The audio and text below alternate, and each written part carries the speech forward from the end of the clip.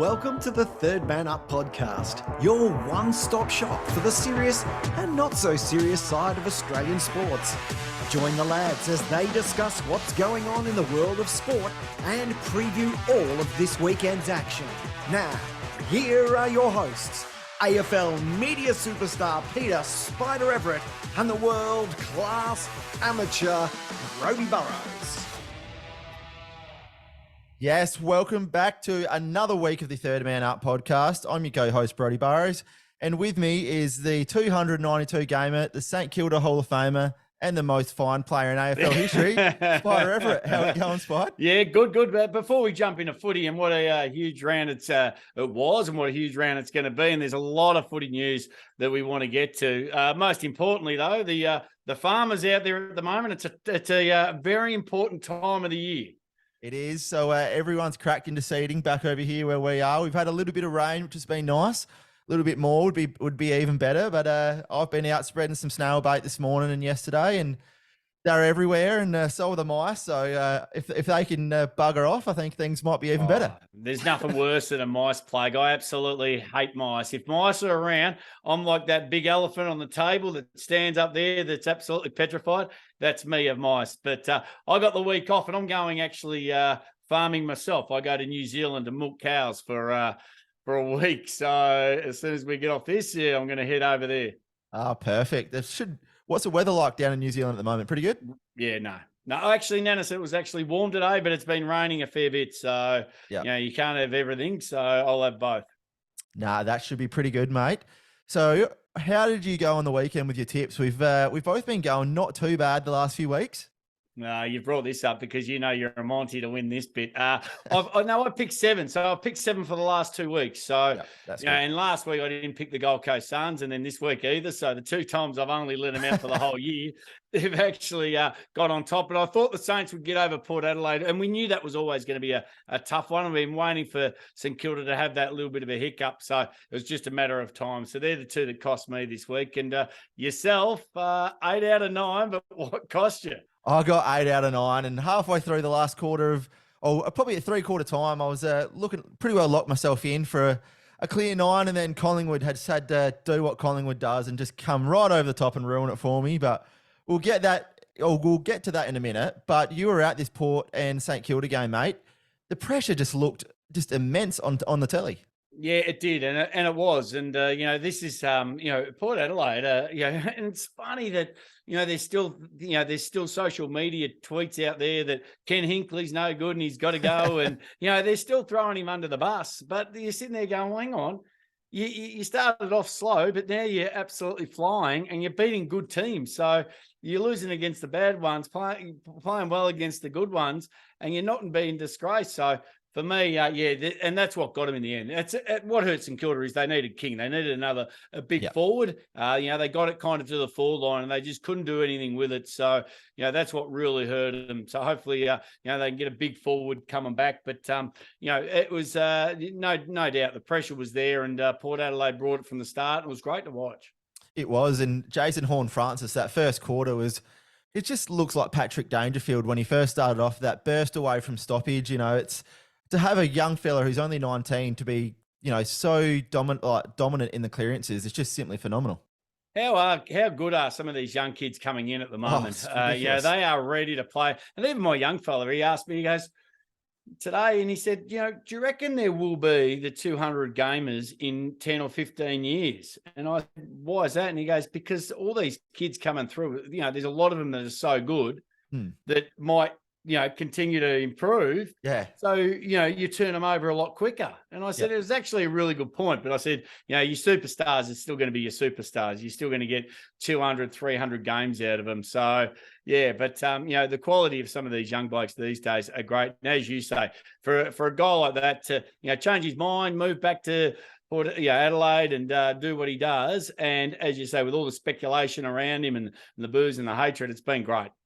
It was, and there was a moment halfway through the first quarter, and you could just see Kenny Hinkley on the boundary, put his arm around him, gave him a wink when he got that boo, and gave him a slap on the bum and set him straight back out there as if embrace his son. They're only booing you because you're a handy player. They're jealous, absolutely, yeah, and that's what I'd be telling him too. They're booing you because they're jealous. And you're such a gun player. They're just trying to put you off. So we all love the theatre, but you want to see it calm down a bit because, as you say, like he's a young bloke trying to make his way in footy, and he's absolutely doing that. And I thought the Saints had it.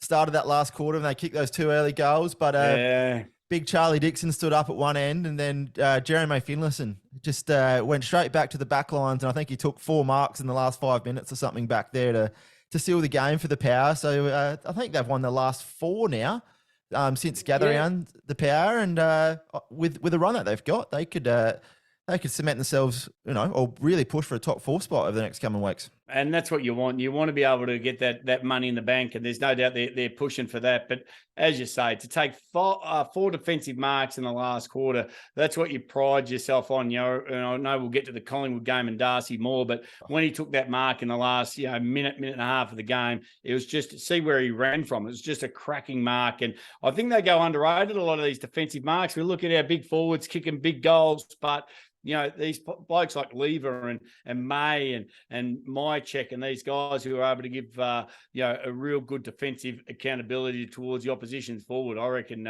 well and truly overrated. Yeah, underrated, not underrated. overrated. There you go. I was going to say, that's a bit it's not even your spider bite yet. Now we'll go on to the next one. Brisbane 115, defeated Fremantle 67, pretty well as expected, but Will Ashcroft handing the keys to the car now. No one's beaten that for goal of the year. Yeah, absolutely. And it should be a car too. That's what we all love. But then do you get it personally, or do you give it to the team? Do they sell it and put it towards a footy trip? Nah, straight to footy trip. Go to Vegas instead of Bali. Because remember they did that years ago with Cameron Ling for the best looking player. Yeah. And all the Geelong boys voted for Lingy. Lingy won it. They won the car. They sold it, and it all went to the footy trip. I think that's how it went. So, yeah, the best looking guy in the AFL, Lingy. Yeah, who would have thought that? But this game here, Fremantle look lost. Brisbane are just Brisbane. They continue to roll on. 1 week, Freo kicking sideways. The next week, they have handballing 20 times just to try and get it out. It seems like there's no clear direction down there at the moment. And when you do get confused and you haven't got a game plan, and there's a lot of people doing different things, it does get very, very hard. That confidence is a wonderful thing. We see the difference in 12 months, what confidence does, and that is Fremantle to a T. But as you say, Brisbane at the moment, there's 3 teams that are absolutely humming, 4 teams that are humming along at the moment, and you don't want to face them, and one of those is Brisbane. Yeah. Now, this game here, the Sydney Derby, GWS beat Sydney, but just before we jump into it, I just want to play a little bit of something from last week. I'm going GWS. Oh. I'm going Giants and Toby Green, best on ground. Now, did I call that or what? Well, you absolutely did, and you got it because Toby Green is an absolute superstar. You would have been pumped with that. Like GWS haven't been playing bad footy over the last month either. They've got thereabouts a lot of times, and they've had a couple of wins as well. Yeah, they've been relying on 3 or 4, but the other players are starting to really put some pressure on. And what I like about this is they got rid of a couple of really good players at the end of last year, but now they're actually showing the other side, saying, you know what, this is why we did it. Mm-hmm. And you do a little bit of coaching. How could someone like Toby Green be on his own in a stoppage, a minute to go? Like that's a big blunder on the Swans. Someone or a team that never usually makes mistakes like this, to have someone like Toby Green. If you're going to put someone or put half your team on one person, you might as well chuck it on Toby. Well, and I think that's the issue. I think it's the team they played. Sydney never allow that. Sydney don't allow that. And to have that mental lapse just goes to show where the mindset of Sydney are at the moment. They're probably just a little bit fragile in certain areas. So, because over the last 14, 15 years, that would never, ever have happened. So, well done to Toby. He's able to get free and be able to produce that. But I tell you what, I reckon that would have been on repeat in the Swans change rooms for the last 72 hours at least. Yeah, you wouldn't want to be playing the Swans this week, but Brett Kirk didn't look too happy handing over the medal after the game to him, did he? He was, right, here's your medal, mate, now piss off. Yeah, piss off, Jack. Absolutely, yeah. Look, Kirky, that's hilarious because, he's so passionate and like when he was playing, that would never have happened. Nah, he would have been the one hanging on to him. Absolutely. So, a tough day, but well done and you called it. And well done to Toby Green. He's just a star. He is. Now, this next game here, Western Bulldogs defeated Hawthorn, 5 goals in it.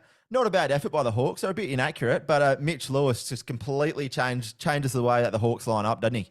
Yeah, there's a couple of players there at the Hawks, like Newcomb and Sicily, and these blokes here, they've actually, building a nice little list. They probably need they do need another 12 to 24 months. But, their brand of footy, when you're comparing them against West Coast and North Melbourne and these kind of, teams at the bottom of the ladder, they're by far the best. Yep. They are nice and consistent. They always show up. They always have a crack. They're not easy to beat. They can score against you. They can defensively hold you up as well. So, I don't mind. I like what Sam Mitchell's doing at the moment at the Hawks. And as you say, I think they've got plenty of upside and they still will cause a few upsets. You go in there a little bit half-hearted and the Hawks will be 5 or 6 goals up. And we've seen that already. Yep. 5 or 6 goals up before you can blink. And on the other end of the scale, Melbourne, 90-point win over North Melbourne. The first quarter looked like it was the fourth quarter, the way that North Melbourne just weren't chasing. They looked tired out in the feet and it was just no defensive pressure whatsoever by the Kangaroos. Yeah, it'd be interesting how they come out this week, but the honeymoon is kind of over, isn't it, for North and North fans? But saying that, Melbourne, they're a good side. When they're up and running.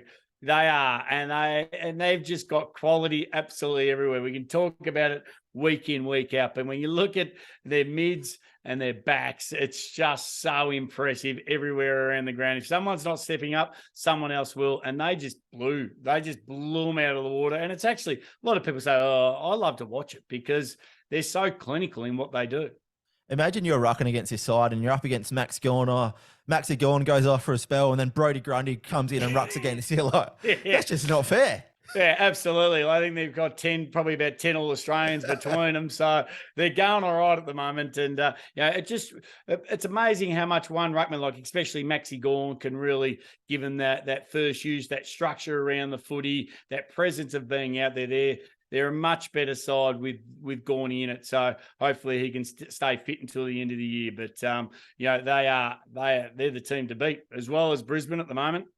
They are. And last week we sort of talked about that high half forward role. The small half forward role is one of the hardest positions to play in the AFL. And my man, Cade Chandler, once again popped up from nowhere the chin and, kicked 3 goals. But he's out of contract this year. Still hasn't got a contract. South Australian.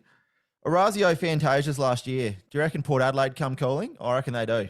Oh, absolutely. I think any player that comes out of contract in a tall half, a high half forward that can kick goals. You look at all the small forwards at the moment in the game, they're worth their weight in gold. You can go Rankin, you can go Charlie Cameron, you can go Cozzy Pickett, you can go Higgins, all these blokes. Like, I love to have a bit of a multi over the weekend. And on the weekend, I just picked these small forwards to kick 2 goals, because they always get on the end of a couple. So absolutely, I think, Adelaide, and to be honest, the thing is now, with the way Adelaide's going, you've got 2 sides that are going to be competitive. Well, I wouldn't want people want to come back to Adelaide. It's a bit different to, trying to choose to go to West Coast. West Coast and Freo are going to be finding it really hard over the next 2 years to bring players across. But Adelaide at the moment, when you start talking finals and plus going home, there's a lot of upside. Plus, we got Gather Round and Leave Golf. Why wouldn't you want to come back to South Australia? Absolutely. There's supercars and West End. It can keep going and going. It's got Kangaroo Isle and McLaren Vale. Jesus, Adelaide's the place to be. It is. And then Carlton beat the blue and gold Witches Hats, that are also known as West Coast, by 110 points. So, that was terrible, wasn't it? I do feel for West Coast, but at the same time, Carlton actually, it was good to see him go on with the game and continue on. Like these big forwards, we just talked about the small forwards, but the big forwards kicking big bags. It's back. Awesome. Yeah, it is. And that's what we love.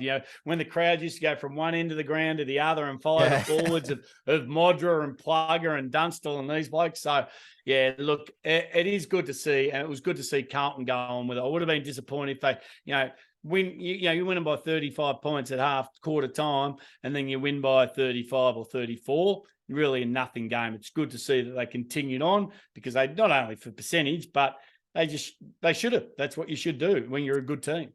And the Blues just look a lot better side when Curno's that stay-at-home forward and Mackay's the bloke. He's got great hands and he's a great field kick when he moves up the ground. Well, and he moves up like he can be the kick in, he can receive it from a kick in. And he just seems, whenever he's in front of his opponent, he seems to be 10 to 15 centimeters taller. Like he's got a really long reach on him. Yep. And we've seen a couple of times, even from kind of that 60 to 70, 80 out, if he turns and goes, he'll hit Kerner. Yeah. He's able to put it, just short of the top of the square, and he put it out in front. We've seen him combine a couple of times. When they're too close together, they're no good. Give him space, and I think you're right. Charlie's a lot better at as the deep forward. Now, this next game, Geelong 132 defeated Essendon 104. So I had a big call last week, and I got pretty close. So Geelong, I'm going to go Hawkins and Cameron to combine for 12. Now, Jeremy Cameron. Listen up. We were on 11. 11 goals they'd combined for. Has the ball 40 metres out. Let's try and kick to Hawkins when you got 3 blokes on you just to get him to 9. Yes. I don't care. Kick the goal. Make it 12. Yeah. Make me look good. Stuff Tomahawk. He's already kicked 8. He's fine. Absolutely. I remember I was watching that too. And I was thinking, why are you kicking him? You're 40 out. This is what you do. This is your job. There's nothing that gets on me. And I reckon Spida might come in towards the end of the year or later on than a forward not having a shot, trying to pass it over and turning it. Sorry, that's your job. If you come on the ground as a forward, I don't care if you're 6 rows back next to the bloke serving the hot dogs. You have a shot. That is your job. You have a shot. I don't care if you want to kick it around corners, do a handstand, do whatever you want. But, yeah, absolutely. I would have been filthy with that. So, yeah, he is on fire at the moment, though. Both of them. Cats, both. The Bombers are good too, and there's a few testing games this weekend that I'm going to find really interesting as well. But the Bombers were very, very good all day. The Cats ended up, their class got them in the end. But take nothing away from the Bombers. It was fantastic. It was, but as soon as the Cats seemed to get pressured, it seems like Chris Gout would just go Paddy Dangerfield, just go over run in the midfield for 5 minutes, get us back in front by a few, and that's what he did. 28 disposals from 60% time on ground. Like that is just simply ridiculous. Well, he's hit his straps, hasn't he? He's hit his straps as a skipper. He really struggled the first few weeks and the last couple of weeks, and that's no reason that Geelong's going so well as well. But what I like about this, I reckon if you rung him Monday morning, you would have seen Chris Scott would have been pretty full. He would have been a bit chuffed, because the brothers, you would have been invited around to mum and dad's house for the big roast and the gravy. And then Brad's just sitting at home with his baked beans on toast. I didn't get invited to mum's again. Nah, that was the Scott Cup is definitely back in the AFL, and we love to see it. Now, I just want to touch on this bloke. He's one of your favourite players. The package, not the parcel, the package, Jakey Stringer.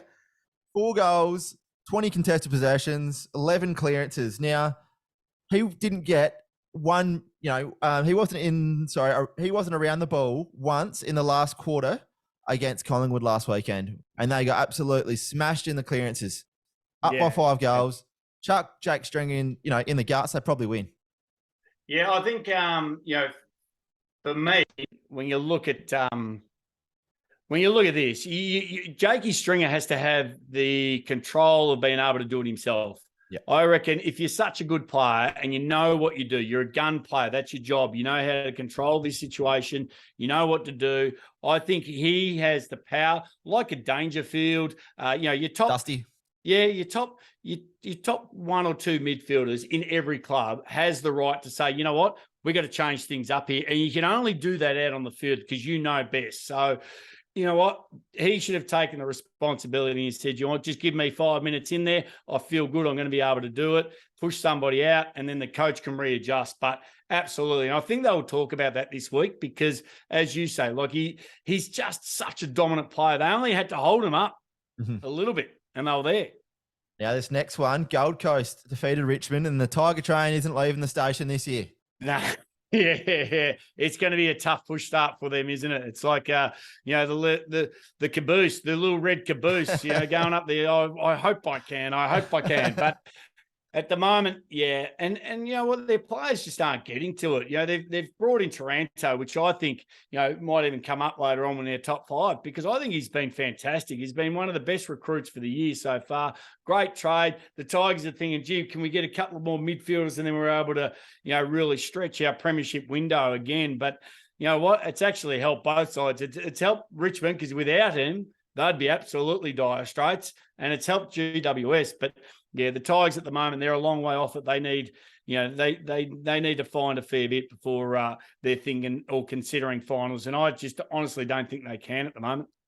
No, it's hard to argue with that, but I think, you know, obviously majority of the talk that's going to be coming out of this is going to be heading Richmond's way, but Stewie Dew and the Suns need a fair bit of credit here. You know, 2 weeks ago, they had everyone talking about him. He had that much pressure on his shoulders, and they've come out with 2 really impressive wins. And yeah, I'd really look for him over the next 3 or 4 weeks, I reckon. Yeah, and the hardest thing is still, you know, they're probably lacking 1 or 2, you know, a couple of players. They're young players like that. Will Power, he had a cracking game. Did. Like, he was really good. He done his leg at 12 months out, come back, and you know, he had a great game. And there's a few players there that did. Good to see King starting to, you know, get back into the game, but there's still. It'll be interesting against Melbourne because Melbourne are your primos. So Melbourne's your Rolls Royce, and this is this. You know, Melbourne's a Rolls Royce. This is a Volkswagen, just trying to see how far it can get up the chain to drag it off. So be looking forward to the game this weekend. But you know, they've just got so many great players. But the Gold Coast Suns, all you have to do is beat who's in front of you, and that was Richmond at the time. So you know, they have been able to bounce back. But does that pressure now go from Stewie Dew onto Damien Hardwick? I think so. I think there's a fair bit coming for him, and it's one of those ones. And I heard Luke Hodge talk about it today. He said, when you've had a team that's been surrounded by so much success, it's hard to get used to not having success, and you still think you're good enough because you still got a lot of those players that you had during those successful years, but they're not producing what they did during those successful years, and it's hard to move on from that.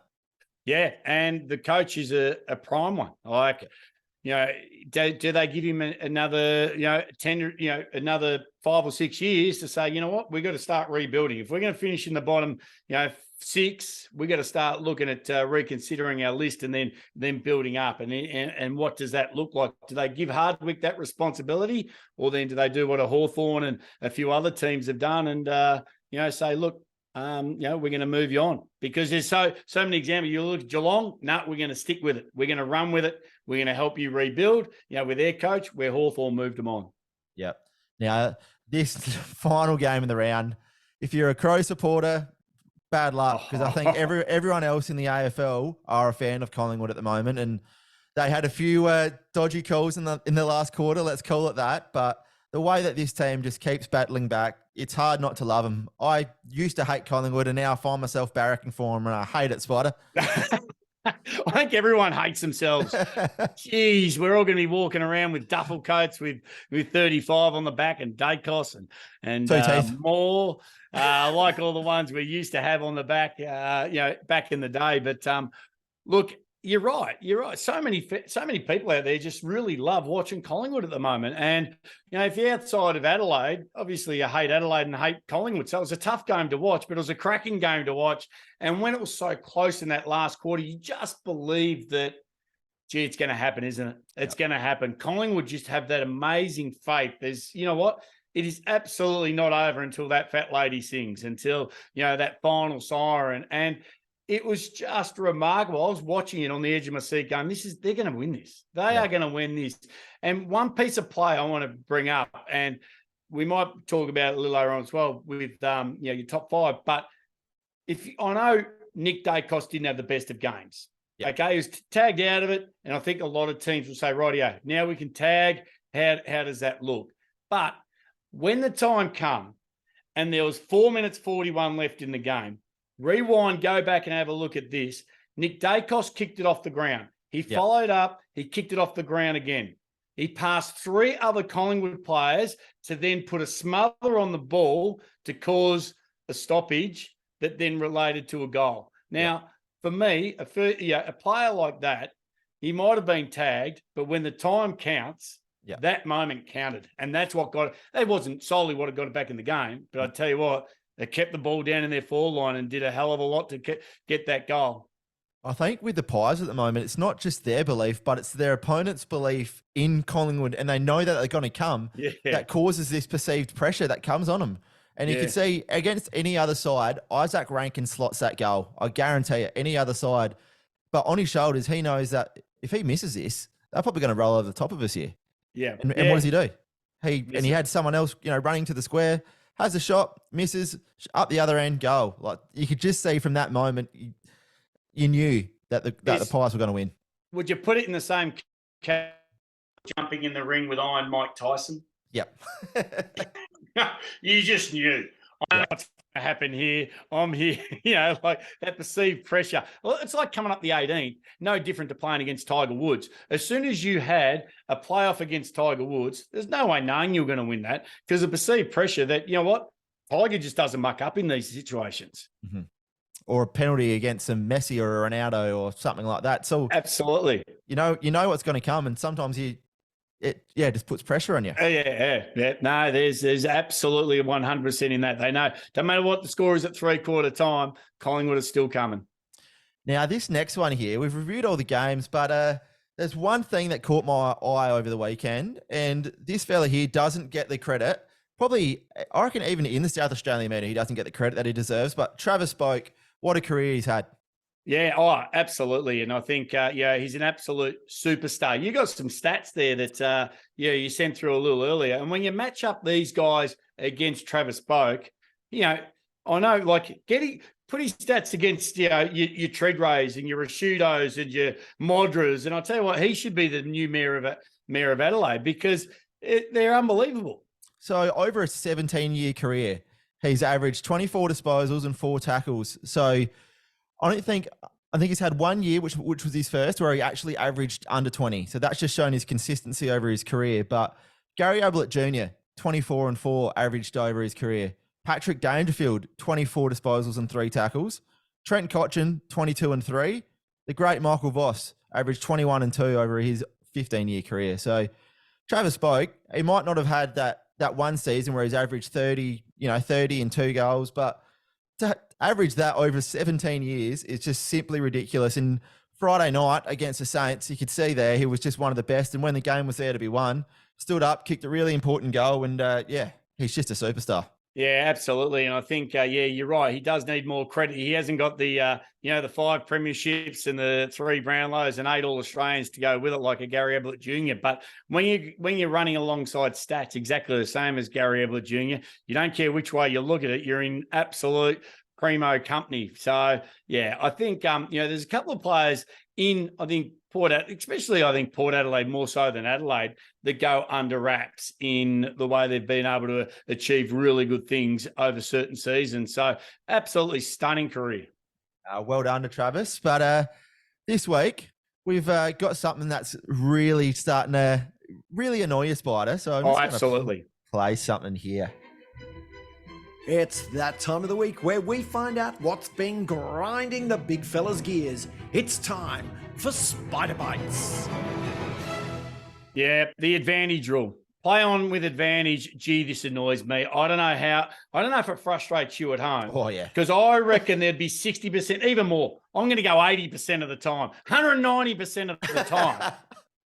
What I don't like is the fact that every time they play advantage, it's never an advantage. Yep. And every time they pull it back, it's like should have been an advantage. I saw on the weekend, and I'm sure it was the Bombers game, and I watched a lot of games over the weekend. Parrish. And he put the ball up. He said, "No, I'm out." And then he looked around and he goes, "No, I'm on." And everyone stopped. And then he took off. It's like, hang on, that's not advantage. Like advantage is, he said he's out. And, I enjoy players when they get the footy, they put their hand up, no, we're out. We're call it what it is. But when the umpire says advantage and it's never your advantage, they should be, if they're going to do it, they should be, the next 2 should be to your advantage. You know what I mean? Like it should be able to be cleared out of your way. To be honest, I reckon scrap it all together. Yeah. Scrap it. And I understand why they brought it in, because players would take time, get players time to flood back. We've been able to combat that now. I think for a lot of averages, look at the amount of times it doesn't work out to the advantage to how it does work out to the advantage to if you actually paid the free kick and took them behind the mark, how many times you're able to score or, get together and actually make a play of it. I say the advantage rule at the moment is an absolute joke. The umpires have no idea if it's an advantage or not an advantage. Just pay a free kick, drag everyone back, and scrap the rule altogether. Well put. It's hard to argue with that.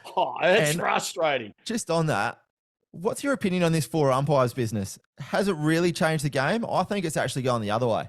Well, it missed. How many did they miss in that Collingwood game? Like, Yeah. you got 8 sets of up. We always say, have you got glasses on? So we got 4 sets. We got 8 sets of eyes now because they've all got glasses, 2 eyes. Look, it's frustrating. No, I haven't seen it make much of a difference at all. And I don't know, they sit there and go, well, we haven't got enough umpires yet. They're adding more umpires in. Yeah.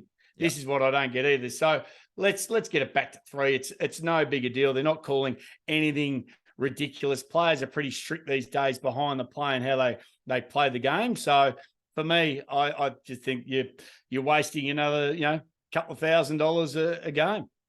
So I've got a little grind this week. Oh, you're not happy either? What are you not happy I'm not happy with this match review panel spin the wheel decision that bloody changes every week. Oh. You can punch a bloke in the guts and get 2 weeks. You can tackle a bloke, you can get 4 weeks. Like if it's a full on sling tackle where they, with the 2 actions where they hit the head, fine, go hard as you want. But if you're generally running at full speed, you got another fella coming at you, it's a split decision game. You don't have, you can't make a decision like that in a contact sport. Be realistic. Right. I like it. Absolutely. And that's the hard thing with it at the moment is we don't know, like a couple of these tackles, you've got to bring them to ground. That's our number 1 rule. And they're saying, you shouldn't have to bring them to ground. Well, sometimes you have to. And you got to pin their arms because that's the art of the game is to making sure they're not able to get rid of the football. So, it's a real tough one at the moment. But I agree with you. If it's an actual sling tackle, absolutely give them weeks. But you've got it's a fine bit between yes and no. And I think the tribunal, this is where they have to play a role in saying this, and this. I feel that was a part of the game. That was just careless and reckless. Yeah. Because players missing out on Brownlows now. And they don't know what they're doing wrong. Like they go there and they say, oh, you did this. And it's like, yeah, but I don't have the chance to actually change it. It happens like that. Like, what do you want me to do different? If there's 2 actions, go for it. But if there's 1 action and a bloke lands on his head, which we don't want, we want to stamp it out. But this is a contact sport. Accidents will happen. Absolutely. Yeah, absolutely. It's no different to, kneeing someone in the back of the head. Yeah. If you're going for a mark, you're going for the mark. Mm-hmm. Well put, mate. Now, better touch on this. Our local legend last week. Yes. How is he? He would be. Is he signing autographs? He's going to be. He's like. I think he's lining up in the forward pocket I think he's lining up in the forward pocket for West Coast this week. Actually, they've given him the call up. He's gone viral. He has gone viral. So I posted it, not expecting much. Anyway, I looked up. What is a viral video on TikTok and all this? Say 100,000 views. Anyway, we've got over 300,000 now, over 30,000 likes, about 10,000 shares from who would have thought, Spide? We've only been going a month. Oh, I know. Even Michael Long didn't get that, and he kicked it in the grand final. So, what unbelievable! But is he happy with it? Is he pretty pumped? I think so. Well, the back of the Guernsey is sponsored by Coopers, so I think that got a fair showing. I think because no one could catch the poor fella, but. It was a great video, and if there's any others, tag us in it. Across all the socials, and anything else, write into the page on all the socials.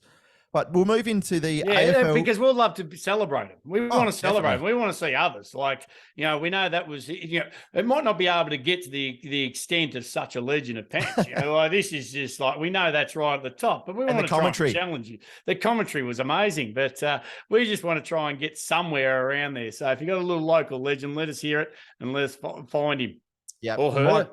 Him or her. We'll actually get him on the podcast one week as well. We might even have a chat to Nugsy to see if we can get him on by the end of the year and walk us through what really happened that day. But we'll move into the Brownlow tracker, mate. So that's changing every week, and it's starting to tighten up a little bit at the top.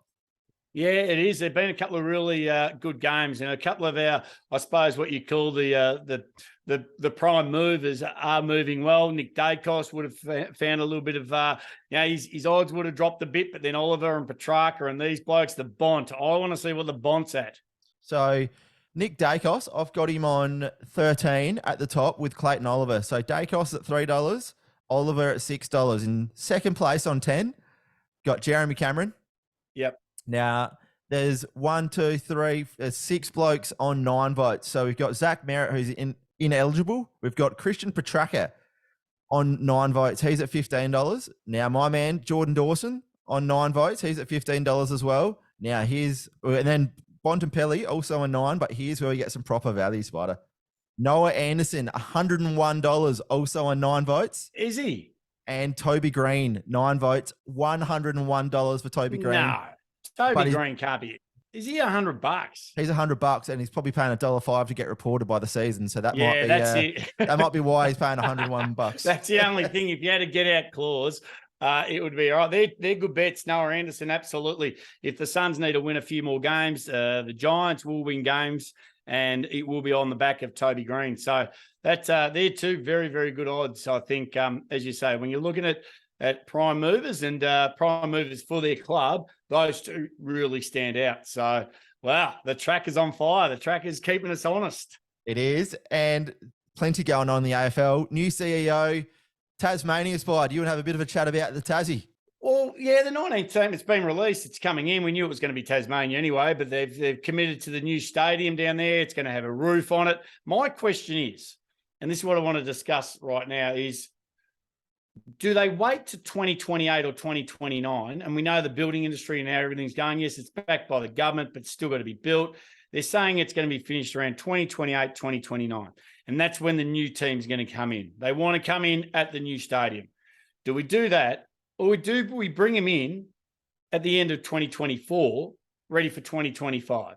Like, there's that much talk about them at the moment. And my view is, why not start them now? Yeah, they're going to play at, University of Tasmania or Lonnie, wherever they want to set themselves up. But why? Because at the moment, the feedback out of Tasmania has been okay, but it has been overwhelming.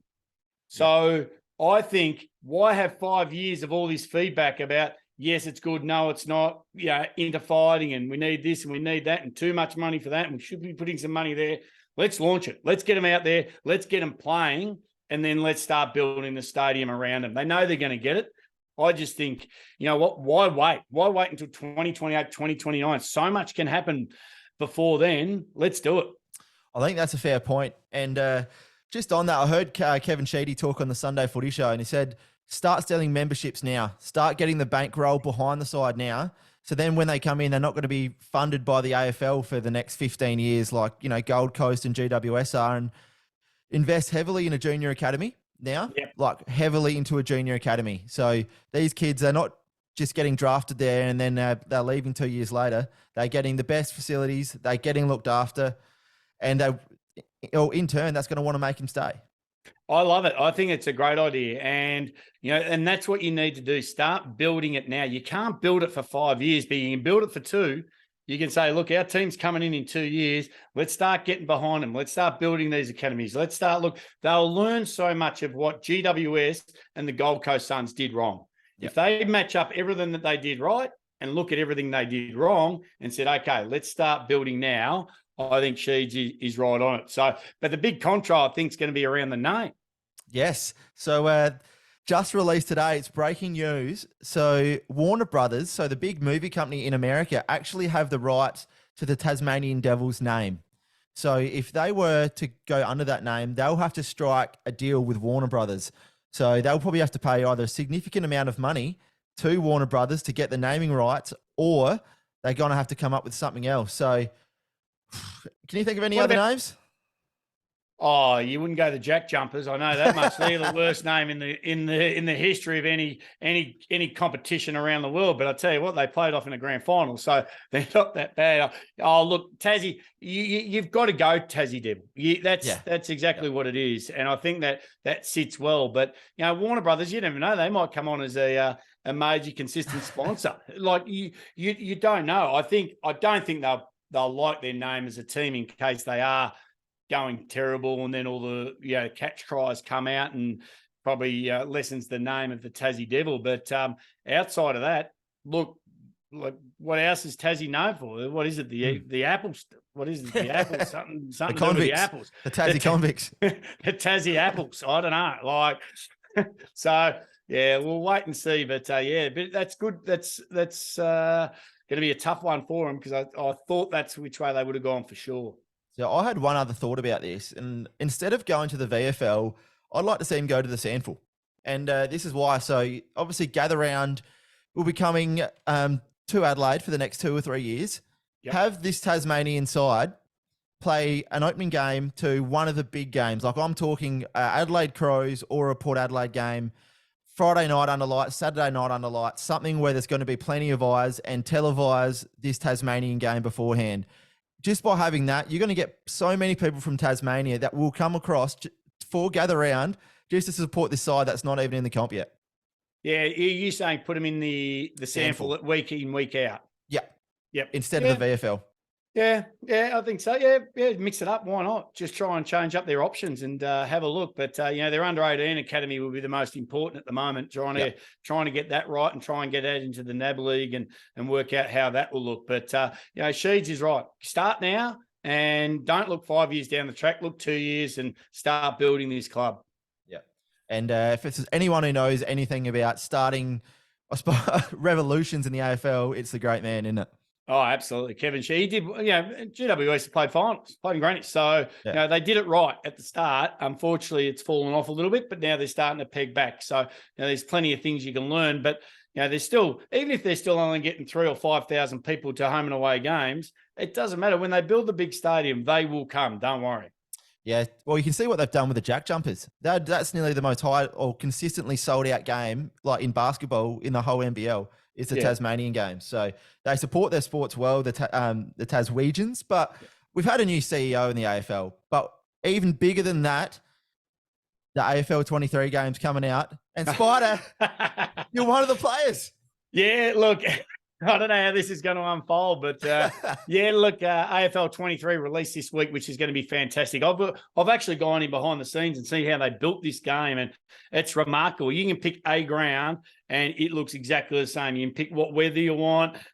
You can build your own team. You look at players like Pendlebury and Petrarca, and and the images of them are amazing. It matches anything in NBA, and they've had to release a high quality game. So they've done that. And then in about a month, there's about 36 former players that going to be released. So I'm one of those. So I've got to try and pick the hairdo. I wish they could have been able to choose which one's the dreadies, the long or the blonde or the red hair or the side mohawk or the headband. But look, it will be funny to be a part of it. Looking forward to it. Can't wait. It'll be, get back onto the field. And if the Tribunal's in the game, I see Mummy's also a playable character. So if you two play each other, it's going to, 7 games apiece and sit the sidelines for a bit. They need that. They need fighting mode, fine mode. They need all these different modes.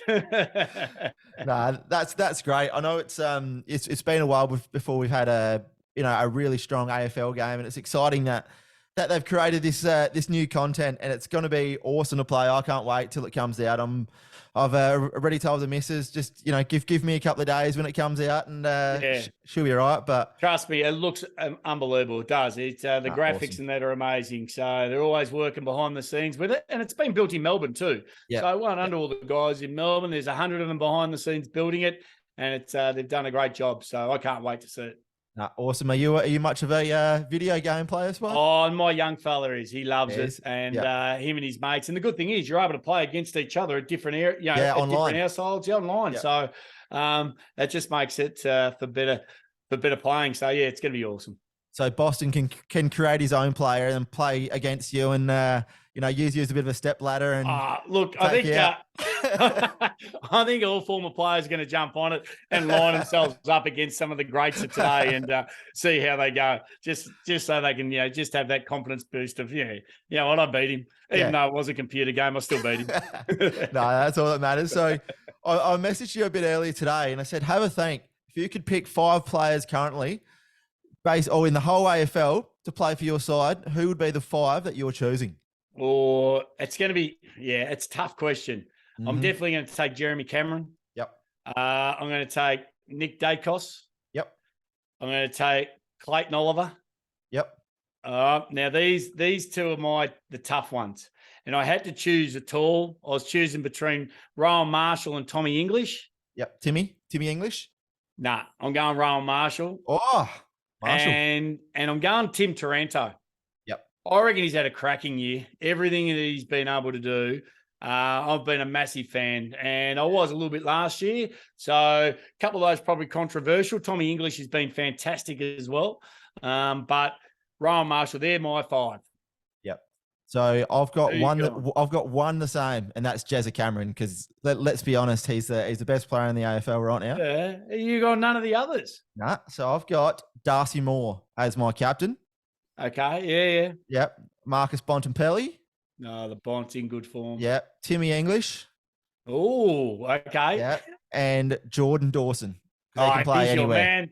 He's your man. He is your man. I couldn't leave him out. I'm Timmy Taranto of what you are to Jordan Dawson. So yeah, you find those little favourites throughout the year, and they're your little nuggets of gold. So absolutely, they're cracking 5s. I think what we might have to do, like a little bit of a draft where we pick our 18 and we can't pick one or the other, and we'll do that by the end of the year and see who comes up with the best team. And we'll put a little vote up. Yeah, absolutely. We'll put them up against each other on the socials and see who team A or B would they prefer. Yeah, no doubt it'll probably be yours. Let's be honest, Mike. We'll wait and see. We'll move into this week, mate. So Friday Night Lights. What a game this is going to be. The Blues, huge win last week. The Lions are on absolute fire. Marvel Stadium, pity this wasn't probably at the G. They could have sold 60, 70,000 easily for this, I reckon. Yeah. What do you reckon? Well, at the same time, Marvel's got a roof. So, it does allow, if you get a little bit of rain, suddenly that 60 goes down to 30 or 40. Yep. Where Marvel, you're guaranteed good weather. Yep. For me, it's all about the mids. Which midfield can get on top here, because we know both forward lines are absolutely potent. So whoever gets it out of the midfield and can control the forward line or into the forward line, that's going to be the winning team. And I just look, as much as Carlton's looking good, if they win this, they stamp themselves as a definitely, I wouldn't say top 4, but I'd say definitely finals. If they win this, they play finals. Yep. Absolutely. So saying that, I don't like them getting over the top of Brisbane. Brisbane are very, very good at the moment. They've got a really good, they've just got that mindset of what they had those years they made the finals. They've just got to keep that going. So for me, Brisbane will get over the top. Yep. I'm going the Blues at home, and I'm going Charlie Curnow, another bag, I reckon. Another bag. He back to back. He loves the big Friday Night Lights, Charlie. He loves the camera. He loves the fans. No, I'm calling. Does Charlie Cameron though? Which Charlie? Yep, both. It's just going to be a night of the Charlies on the field, not off the field. We hope anyway. And 8 goals between the Charlies. That'll be my big call for the week. 8 goals between the Charlies on Friday night. And I'm going Brisbane. I think they're too strong. Now Richmond versus West Coast. Richmond couldn't lose this, could they? You wouldn't think so. Look, Tim Kelly, I tell you, you're talking about West Coast rebuilding. Yep. They've got a little bit of value in the market when they start looking at a couple of their top line players. Mm-hmm. And I know you don't want to get rid of them, but sometimes you need to some players want to move on for that little bit of success towards the end of their career. Tim Kelly, unbelievable. He's a freak at the moment, but the season the Tigers have haven't been good, but there are signs there. There's certain passages of play. You see Shea Bolton when he come down the wing, kick that great goal. Like, there are passages there. You sit there and go, that's the Richmond we know. That's the Richmond we want. We don't see it for 4 quarters. We only see it for bits and pieces. So 4 quarters, hopefully they can do that. Yeah. No, I'm going the Tigers. I'm going the Tigers too. And it's I reckon Jack Riewoldt needs to kick a bag here. If he to get a lot of the press, a lot of the talk off his back, Jack Riewoldt really needs to kick a bag here. If he doesn't, I think there might be some talks coming just for, you don't want to see veterans out, but if you got young players, killing it in the VFL, they're going to need to play. Yeah, and especially when you haven't got Lynchy there at the moment as well. So, if Lynchy was there, it would be a different story, I reckon, for Jack, because you're right. You look at what St Kilda's been able to do, and you look where, other sides have been able to bring, Adelaide, certain young players in, and, Richmond have to be able to do that, give their forwards. You can't sit in the twos playing forward for 5 years because you've had such a good senior team. So, it'll be interesting to see. Now, this one here, Geelong Cats versus Adelaide Crows. Adelaide Oval, I'd say flip a coin. Down at Geelong, I'm saying Geelong by 40 plus. See, funny that. I wrote exactly that. If it was in Adelaide, it would be so much closer. And it's a good challenge again for Adelaide. You've spoken about Dawson, the big Tex, he's just going to get his hand on it, but it's in Geelong. Like you look at players like Myers, who have had so many score assists, even Cameron, and then, we've spoken about Dangerfield, but you go through their side and, their two ruckmen are just carving it at the moment when you've got DeConey and Blitzard's been able to play a really good role. Midfielders, realistically, sometimes they're both around the same stoppage. So, I love watching them play. So, for me, you're right. In Geelong, different game. Yeah, I actually saw a funny thing. It was Blitzard. He did a ruck contest, and then it was a quick goal scored. And then he was back at the same ruck contest in the centre throw up, but he was tagging. DeConey moved into the ruck, so he's swapping from a ruck to a midfielder. Yeah, how fit do you have to be to do that? And he can do it. That's the thing. They've got so many of those players, and that's remarkable. And the ruck, and when you're able to do that, you think you're all around the ground being able to play that role. Oh, actually, I'll take the ruck, and you've got the confidence, someone always around there to actually make it competitive when the ball goes up. So, they've got a good setup. Now, this next one, Gold Coast versus the Melbourne Demons. So, I think Melbourne will win, but I don't reckon it's going to be by as much as what a lot of people think.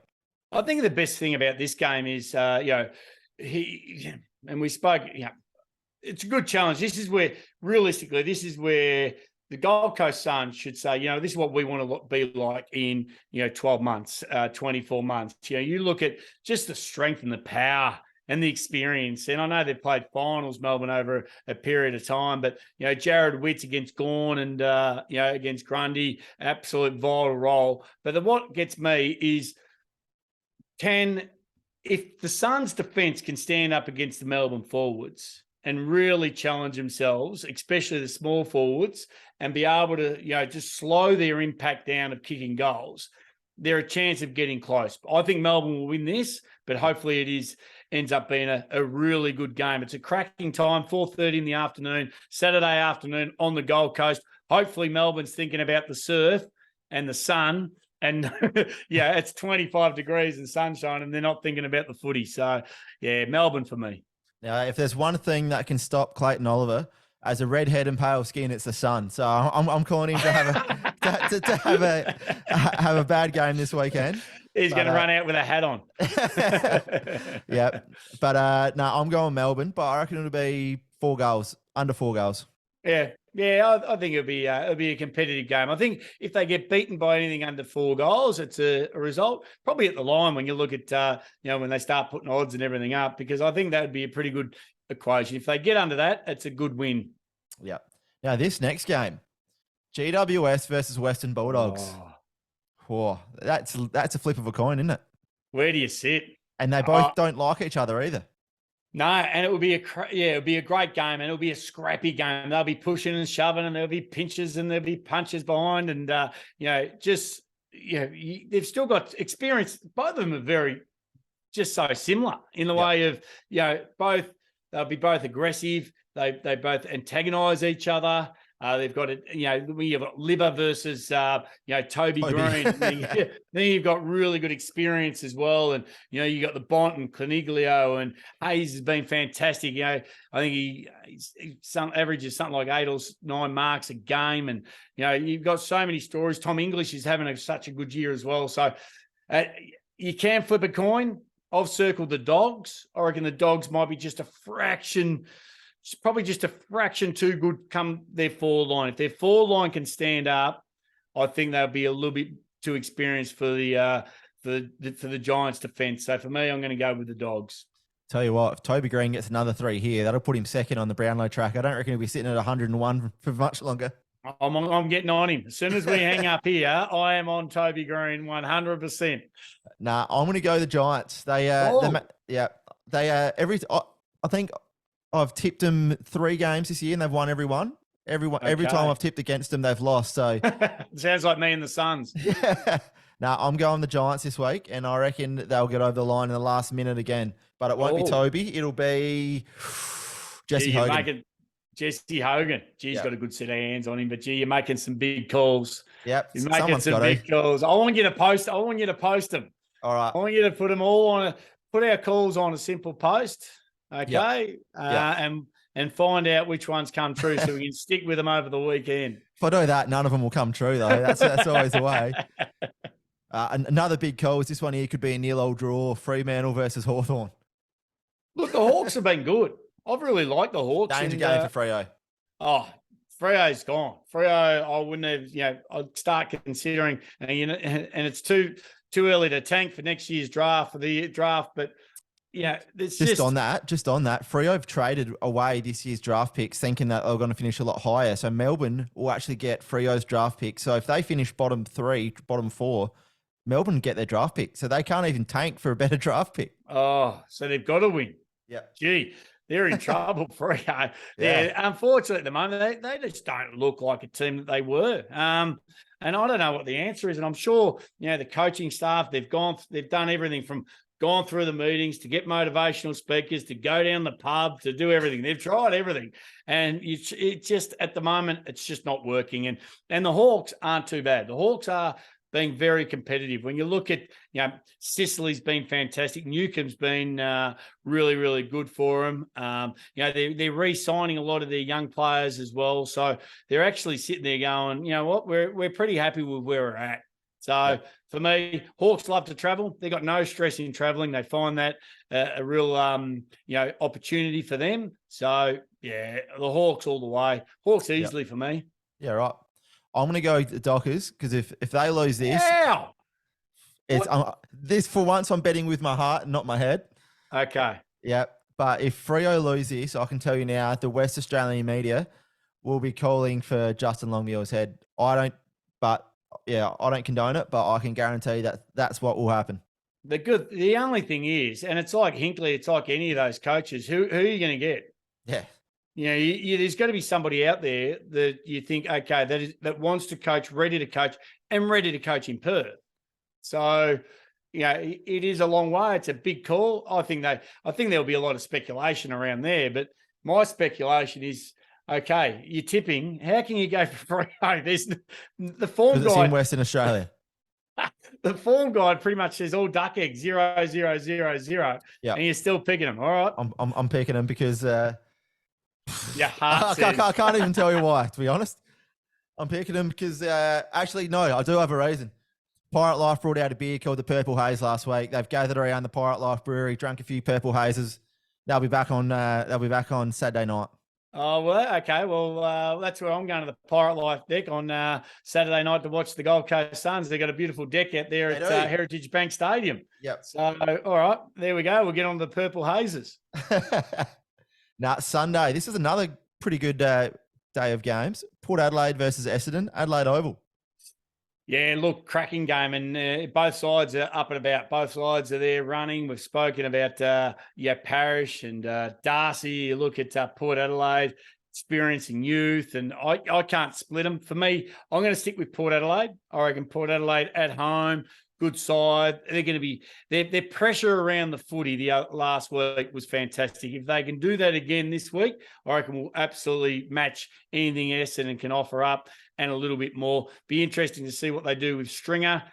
These players, and I know you can't, like we saw Nick Dacos getting tagged, and you can't tag the Bont and these blokes because they're just so good. They're so powerful. Stringer's one of those. So all you got to do is make sure he doesn't go forward. So whoever's on him, you just want him to play a defensive game and not him coming out of the midfield, streaming forward, because that is when he is dangerous. 100%. I reckon Port by 5 goals, I reckon. I think Port are just starting to play their best footy, and I can see him, I reckon it'll be close first half, and then if they'll run over the top in the last. Yeah, and a loss for the Bombers as well is going to be hard. You got to bounce back after a loss. You got those little bit of a mental edge, and Port's coming off a cracking win. So I think that little bit of confidence and lack of, and get a good start, and anything can happen. But for me, Port Adelaide will be able to do that at home. Now, this one here, Sydney Swans return to the MCG, but it's against Collingwood. What do you... I think the big story out of this, and I think Collingwood will win. Collingwood are a good enough team. Sydney will put a truckload of pressure on them, but same again. I think, Collingwood backline are fantastic. And, what would you do with Buddy? For me, I think Buddy's just a full forward now. Yeah. Playing deep in the forward line. He's a big unit. They went to him, I think, 13 out of 20 inside 50s last weekend. You just can't do that. So especially when they've got other players, Heaney, Papley, they've got so much other creative players around him. Keep him deep, keep him one out. When you're that 50, 60 out and you need someone to go to, absolutely, high ball at the Buddy. Get him moving one-on-one. He can still lead, but he's no good 60 out anymore. See, with Buddy, I think he's never been that good overhead. And I think, that's the one thing that Franklin is good is his speed. And when he gets it, wheels and goes. And for a big fella, his ground ball work is just unreal. Yeah. Logan McDonald, another big fella that they've got there, his hands have been actually really, really good. And he's probably looked more dangerous in the air this year than Franklin. So I'd probably nearly be playing Logan McDonald as that, that go-to guy. And then if you're going to have that person lead up, play him as, I suppose I'm trying to think as someone from a different side, like a Myercheck who leads up at the ball. Because he's not going to go there and jump on someone's head anymore. He's not going to do that kind of thing. His speed is still good, but he's not going to compete in the air. Fitness is his repeat fitness, is he better like a child in the Gold Coast Suns? Play a little bit deeper and just use those shorter bits of lead. Still if he could lead 20, 30 metres and still get the footy, but I don't think he's any good 60, 70, 80 out. It takes him a week and a half to get back to the goal square. Yeah. And his pressure's never been a highlight of his game. You're better off keeping him inside the 50 and just, if he's there, it's going to take their immediate best defender anyway. Oh, absolutely. Whether you kick to him or whether you don't. And sometimes you'll drag two defenders. Yeah. So, I just don't think, and Horse would have made, you watch it this weekend, they won't go to Buddy. Don't take Buddy to kick more than 2 goals. Yeah. They won't kick it to him. The most expensive decoy forward you'll ever see in your life will be Buddy Franklin this weekend, everyone. Spider's called it.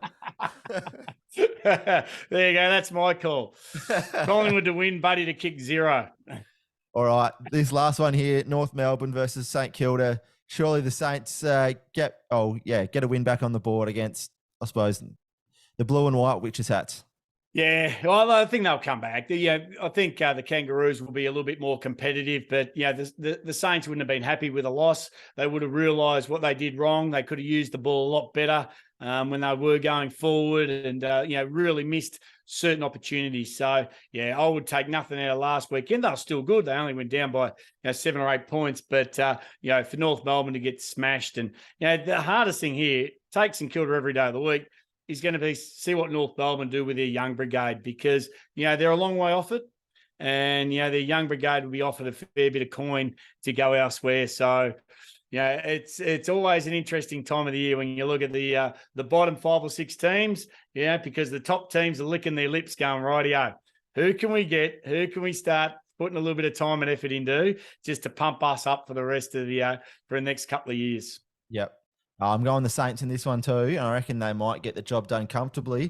Now, I'm hearing a few whispers that Maxi Keng's getting pretty close to a return, Spider. That'll be very handy for the Saints. Yeah, well and truly overdue. That's what they missed on the weekend. They really needed that tall, competitive forward. And when you see his brother, Benny King, he's taken a few weeks, but, he kicked 5 on the weekend, 4 the week before. So he's starting to get a little bit handy. He's starting to get his hand on the footy. So, it was they need him. They need him back. But what it does show to you that they probably need 2 or 3 others in the twos playing good footy as well. Because if you're a tall forward, at the moment at the Saints, you'd be worth your weight in gold, because it's the only position they really need.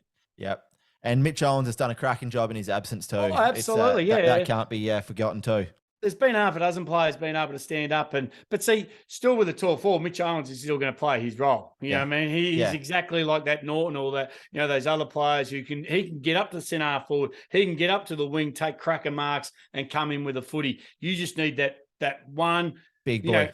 If you had Casbolt, even Casbolt or one of those players just who sits in the goal square and say, just kick it to me, kick it to me. If you're in trouble, kick it to me. I'll make it competitive.